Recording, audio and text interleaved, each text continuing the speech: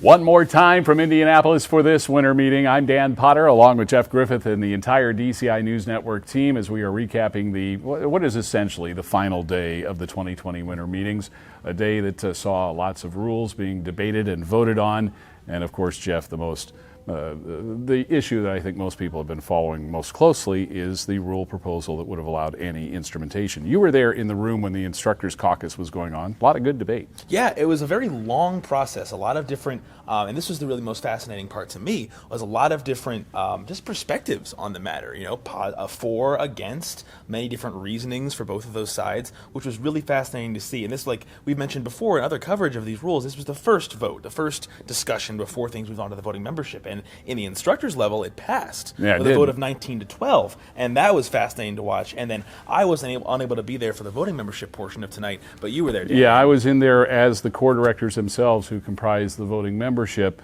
voted on this. They also had their own debate, and I think almost every core director who was eligible to vote expressed an opinion on this. Impassioned opinions, but very respectful of everybody else in the room.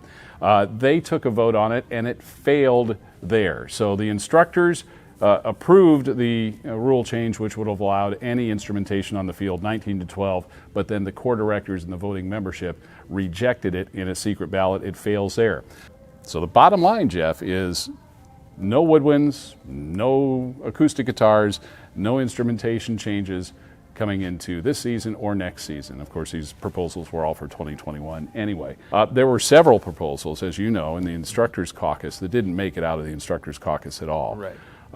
But a couple did, including changing the guard sheets just slightly, modifying the guard sheets just a little bit, changing a few words on there, and allowing live sampling in real time, digital live sampling of a sound, a passage on the field that's then repeated digitally by looping effects.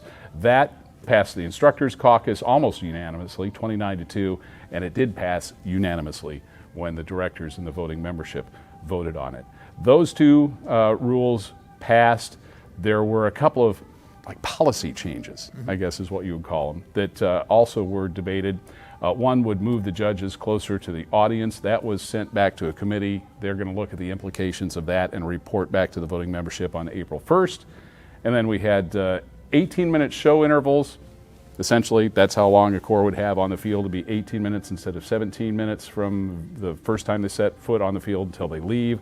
That failed. And a resolution calling for 11 judge panels during championship week, 11 judges on quarterfinals, 11 judges on semifinals, and the 11 judges for finals would be picked from those 22. That also failed the vote from the voting membership. So a lot was considered, a lot was debated on, but the bottom line I think most of the folks at home, the fans, want to know about is the any instrumentation rule failed. Right. Now, what's interesting, though, is there's a lot, like you mentioned, there are several rules that did pass. And while a lot of talk entering this weekend was obviously, and for good reason, surrounding the any instrumentation rule, I think in terms of creative progress, innovation, change that will come out of these meetings that maybe almost went unnoticed or under-noticed because of the any instrumentation rule is this live sampling rule. Yeah. This live sampling proposal that was passed today. I'm really excited to see what designers are able to do with another form of electronic innovation in terms of how they can design music. One of the interesting parts about that debate that I heard was, there's some people say, well, that's cheating. If you can record something and play it back on the field, that's not live. That's some form of cheating. But I think what they're not taking into consideration is if that first sample is messed up, for instance, if it's a little a measure of trumpet music, let's say, that is recorded and then looped and played again and again. If that trumpet soloist or whoever it is that's playing messes up that bar, it gets played back, messed up over and over and over again. So from an execution standpoint, this is going to be a challenge that the corps, if they use this, it's going to be tough. It's going to be hard for them to do. Yeah, and there have been some examples in the past where we've seen almost artificial version of looping from different forms in the portions of the electronics universe that are allowed in drum corps. But it'd be really exciting to see true looping, because that's a very very prevalent part of modern music in general. So to see that make its way in the drum corps, I'm personally very excited to see. I am personally very excited to see where our plans for the 50th anniversary in 2022 go. Earlier today, everybody here, all of the stakeholders here for the winter meetings, gathered in one of the rooms here at the Wyndham for the annual DCI Family Luncheon, is what we call it, because it does involve all of the stakeholders here, and it's not just board members, not just instructors or core directors, it's everybody. And they mix us all up. They put us at different tables. They want us to have conversations with people we don't know, and at each table was one of the drum majors from this year's Leadership Summit, and the drum majors themselves facilitated the conversation. Part of the conversation was, what should we do for DCI's 50th anniversary? So they solicited ideas from all 350 of us at that luncheon. I can't wait to see what ideas they adopt and use in 2022. Yeah, the family luncheon was, this is my first year at the annual meetings, and experiencing the family luncheon was really fascinating. Because one thing that's been cool for me to see this weekend has been just the collaborative nature of the whole community. You know, like you mentioned, there's so many different just groups of people here. There's core boards, there's the DCI board of directors, there's DCI staff, there's drum majors, directors, instructors, and seeing all of them just kind of in this melting pot of drum corps all at once, just sharing a meal and just discussing topics and ideas, just prominent things in the drum corps community. Just fascinating for me to see. That was such a cool thing. You know what else is fascinating to me? It's weather. I'm kind of a weather nerd, which since my real job is in radio, that's beneficial to me. But one of my good buddies from Oklahoma is Dr. Kevin Clazel. He is the Director of Meteorology for the University of Oklahoma for their campus safety program. And Dr. Clazel, along with a TV meteorologist from West Virginia, Spencer Atkins, have been instrumental for the past 4 years in helping DCI develop a very solid weather safety preparedness program.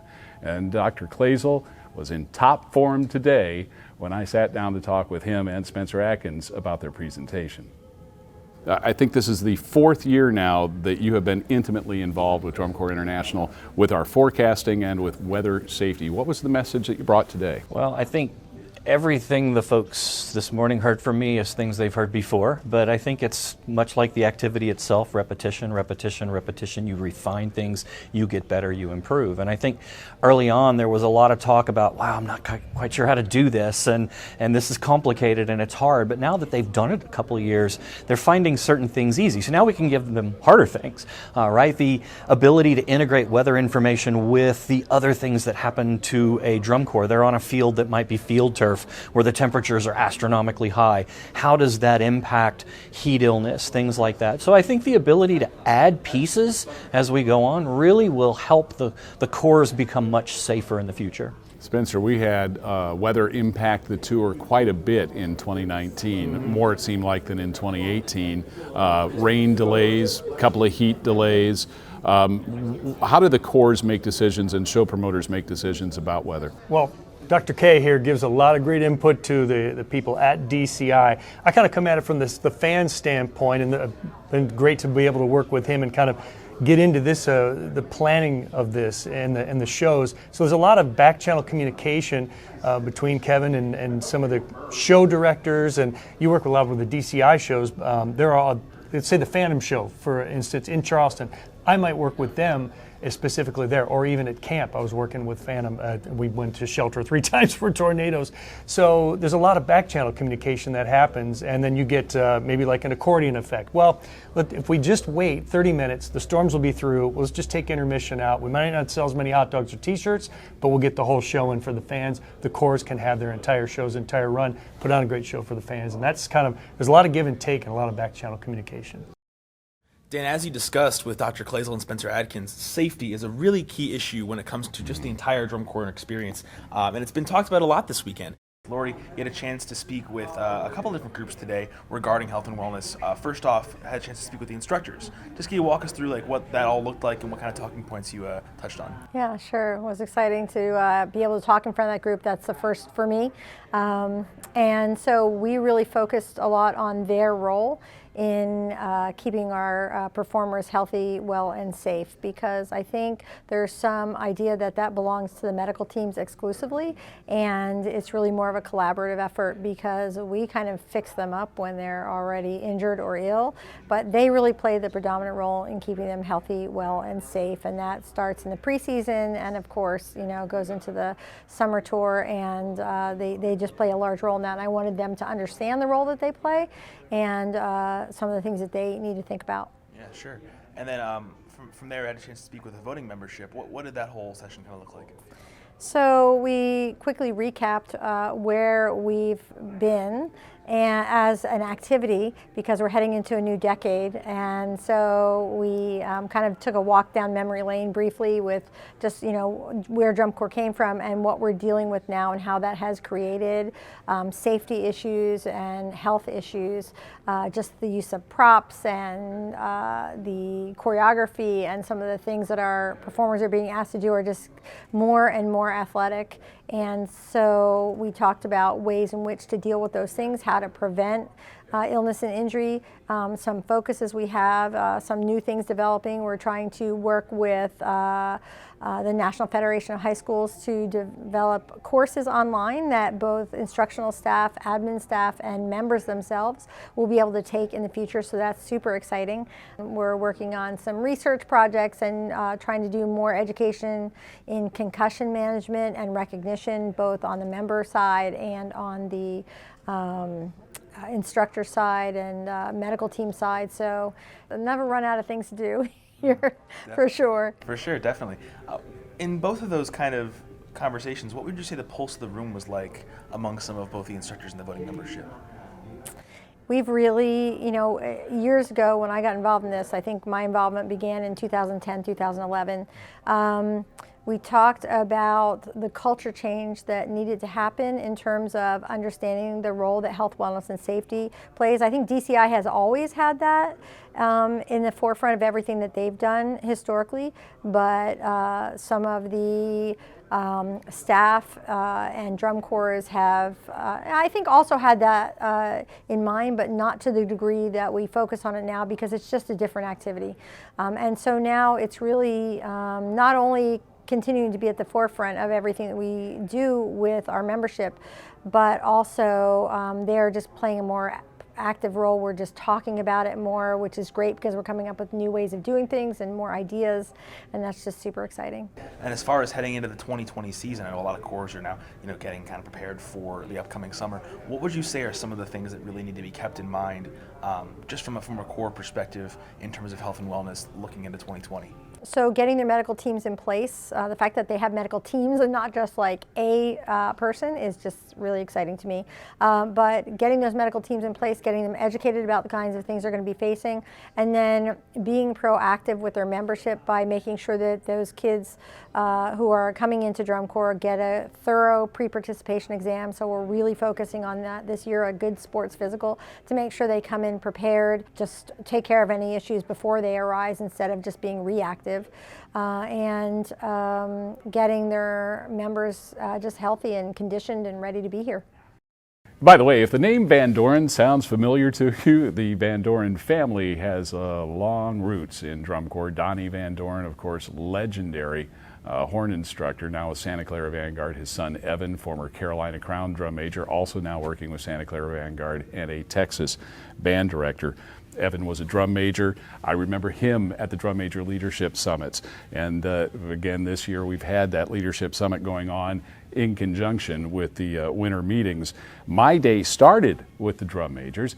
I got a chance to have breakfast with them and then speak to them a little bit about dealing with the media and dealing with folks like me and Jeff who might want an interview with them during the season, giving them some advice. I enjoy all of my interactions with DCI's drum majors. Yeah, the whole weekend, it's been fascinating to watch the drum majors interact as part of the Drum Major Leadership Summit. You can tell just right off the bat, they get along well, they're building this community. Tonight, they all got to go to the DCI headquarters, share some pizza, socialize, and just being there and experiencing that, it was so clear to see. And they all talked about it, that they're really building a really exciting and close-knit community. And from what I can tell, it happens every single year when the Drum Major Leadership Summit takes place. So that's a wrap from this edition of the DCI Winter Meetings. 159 days now until the step off of the 2020 season in Detroit. Dan, I cannot wait. It feels like it's been an eternity since the 2019 season wrapped up. I'm ready for some live drum corps. You know, there's a lot of content that we got here at the Winter Meetings that we haven't had a chance to post, so we'll be doing that over the next several weeks and keeping you informed. And make sure you check out the podcasts on last year's performances that Jeff and I and Michael Boo are doing. Thank you for all of your input and your conversation. We love passionate drum corps fans, and we certainly heard from a lot of you this weekend. I'm Dan Potter. For Jeff Griffith, we'll see you at the stadium.